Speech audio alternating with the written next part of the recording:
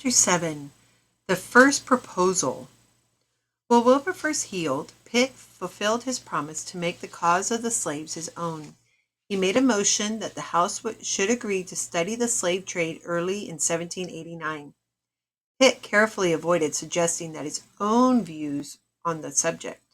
All he said was that he thought the House should commit itself to study the subject. After Pitt made his speech, Charles Fox, one of the leading members of Parliament, stood to speak. Both Pitt and Wilberforce had always thought Fox opposed them. "I would like to make it clear," he said, "that I believe the trade ought not to be regulated. Rather, it should be destroyed." Pitt had merely proposed that the House should study and talk about the trade, and he had said they should agree to do so next year. But Fox was ready not merely to talk, but obviously to do battle against slavery, and he was ready to do it right now and not next year. When Fox sat down, Edmund Burke, another leading member of the House, also spoke, and Burke, too, spoke in favor not merely of regulation, but of outright abolition. Other MPs spoke, and the majority seemed in favor of abolition. Only one said anything in opposition. "Abolition," said this one member, "is unnecessary and impractical." Of course, Pitt had only asked the House to commit itself to consider the matter in its next session. When the House finally voted on his proposal, the resolution passed without one vote opposing. Something else occurred in 1788 while Wilberforce was absent. On May 26th, Sir William Dolben presented a bill to limit the number of slaves a ship might carry. Dolben explained that he had gone aboard a slave ship lying at anchor. He had discovered quite by accident that slaves were being packed into that particular ship so closely it was as if they were books on a shelf. There was so little room on the ship, Dolben said, that a man could not lie on his back, much less stretch himself. MPs who supported the trade were horrified that someone, Dolben, would talk about these things in public. Lord Byron, for example, said, "It is absurd to suppose that men whose profit depends on the health and strength of these African natives would purposely treat them in a way that might endanger their lives." But whether reasonable or not, during the debate, men who were involved in the trade testified that many slaves died on the voyage from Africa to their final destination. 5 to 10% of slaves, in other words, 1 out of every 10 to 20 people, died on the typical voyage across the Atlantic. But in at least one case, more than 1/3 of the slaves had died, and that means 1 in every 3 people. With these kinds of admissions, it became obvious that the trade spokespeople were lying when they claimed that the voyage from Africa is the happiest period of the slave's life. By this point in the debate, the trade became desperate. "If Parliament regulates us in any way," they said, "our entire business will be ruined. Furthermore, every slave passed over by British ships will simply be transported by the French. In other words, not only will you lose tax revenues, but our enemies, the French, will become wealthy." These arguments were obviously made in the slavers' own personal interests, and they showed an obvious lack of concern for justice. As a result, they didn't fare well in the Commons. Instead, the arguments spurred some MPs to action, men who had previously been unconcerned about slavery. When Dolben's bill to limit the number of slaves to a ship that could carry finally came to a vote, it passed 56 to 5. Still, it could not become a law unless the House of Lords approved it as well. The trade had more support in Lords than it did in Commons. Indeed, it appeared that the bill would face certain defeat. At that point, Pitt threw his entire weight behind it. That means his power. "If this bill should be defeated," Pitt declared, "I will no longer remain in the same cabinet as those who opposed it." In other words, he was saying he was willing to risk all of his power, his entire position in government, on this one issue. If he lost and the bill was defeated, he had said he was willing to be thrown out of power. Such a position was both bold and risky, but it put his cabinet on notice that he was deadly serious about getting his way. When the bill finally came to a vote, it passed Lords by 2 votes, 14 to 12. With the passage of Pitt's resolution to consider the trade in 1789 and now with Dolben's regulations in place, those who were involved in the trade knew that they needed to be prepared for an attack. Their interests were in danger. They had been making money hand over fist, but with Dolben's bill and now the possibility of further limitations, their profits could be reduced. And so the slave trade used public meetings, newspaper articles, and dozens of pamphlets to argue that without the trade, the British economy would be ruined. Further, while abolition would cripple England, it would do no good for the slaves either. For one thing, they said, the trade is nothing like what the abolitionists claim. The abolitionists don't know what they're talking about. They have never been on board a slave ship. They have never been to the West Indies, and they know nothing of what slavery is really all about. And beyond anything else, one pamphlet argued, those who are being enslaved deserve to be enslaved. If anything, their enslavement is a positive benefit to them. Oh my goodness. It preserves them from a far worse fate in their native lands. All which were lies, of course. Lord Byron said, it is absurd to suppose that men whose profit depends on the health and strength of these African natives would purposely treat them in a way that might endanger their lives. What do you think is a good response to such a statement? And number 2, what did Pitt do in order to get the Lords to pass Dolben's bill? Chapter 8, the battle is joined. In the midst of slave trade's campaign on May 12, 1789, William Wilberforce finally stood to ask the question in the House of Commons. He proposed 12 resolutions. The resolutions would declare that Parliament disapproved of a number of specific evils associated with the trade.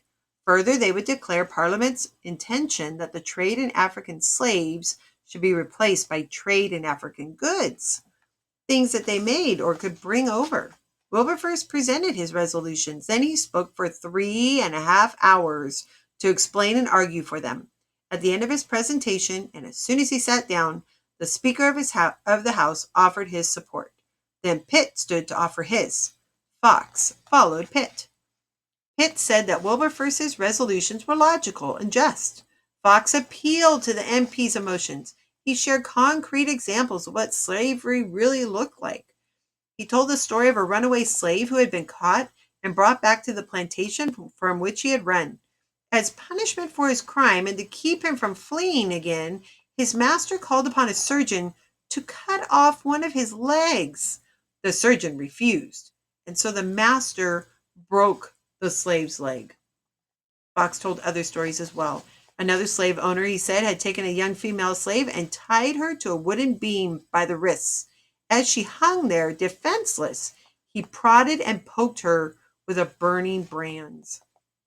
I ask, sir, said Fox, how would we feel if captured and carried away by a tribe as savage as our countrymen show themselves to be?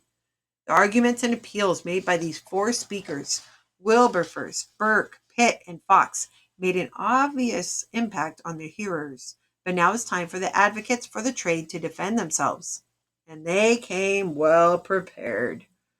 One MP said that Wilberforce had given the wrong impression about the situation. The trade is not nearly as bad as Wilberforce has made it appear, he said. The slaves really were very happy in their conditions. Yeah, right.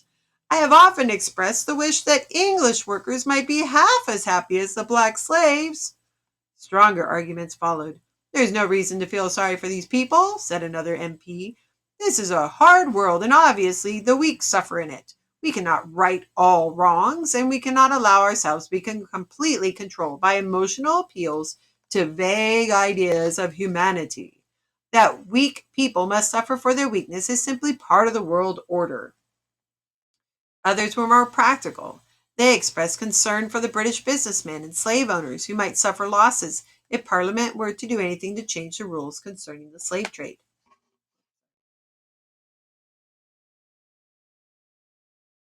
Should the trade be abolished, said one, it will mean the downfall of Britain, certainly the loss of all our colonies.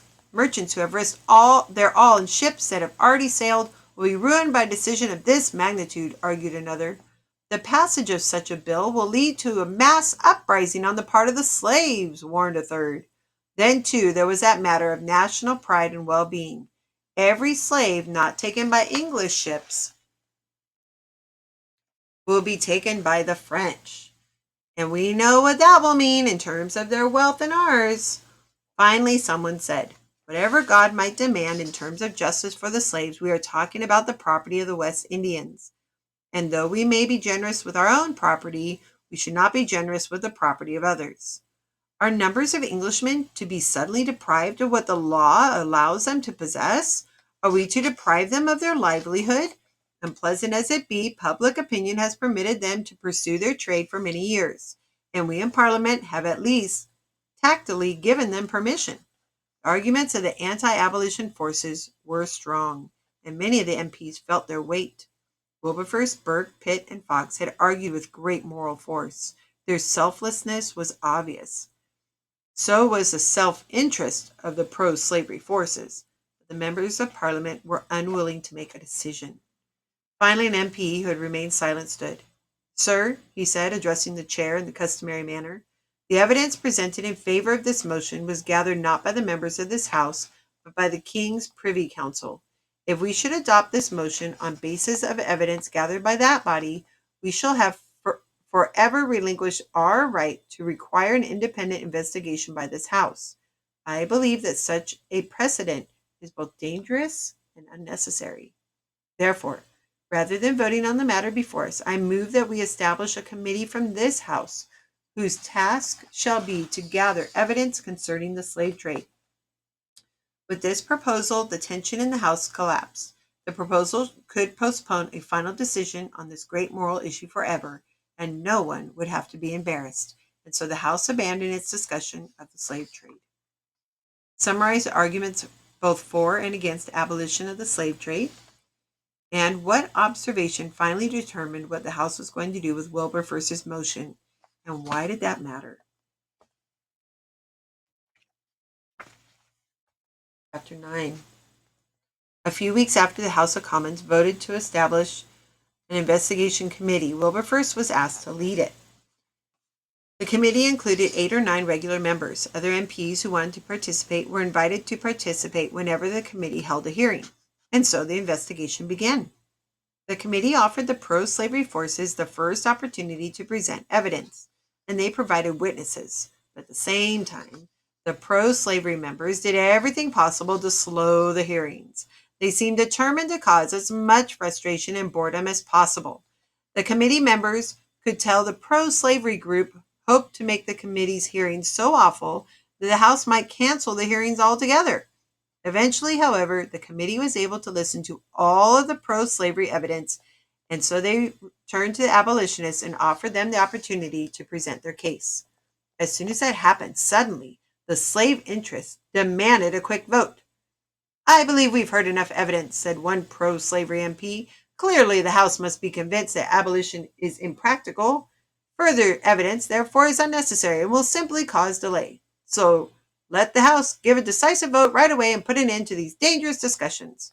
Other members, however, knew it was only fair to permit the abolitionists to present their case. They should have just as much right to present their evidence as the pro-slavery side had enjoyed. And the abolitionists were fully ready to present their evidence, so they began their testimony. Beyond their testimony to the committee directly, they also launched a campaign to make their case to the British people at large. Since most British subjects had never been a slave and knew very little of anything about the way of slaves were forced to live, let alone how they were made slaves in the first place, the abolitionists determined to educate them.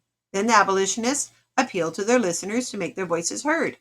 As a result of the abolitionists' efforts, Britain was soon flooded with pamphlets, popular songs, and even jewelry designed to urge abolition of the trade. The abolitionist cause became a very popular one. Some people boycotted West Indian sugar.